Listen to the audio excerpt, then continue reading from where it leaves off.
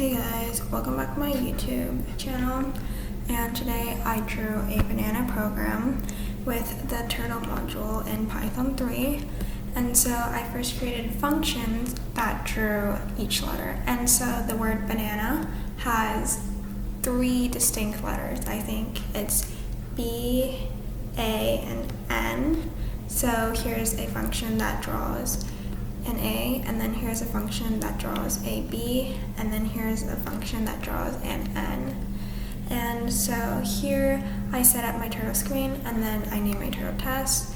I mean, I like people named Tess, but if you don't like Tess, then you can name your turtle something else.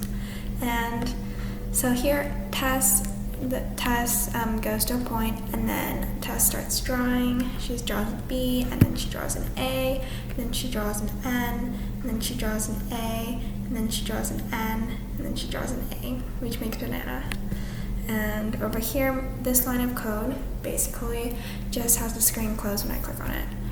And that's it.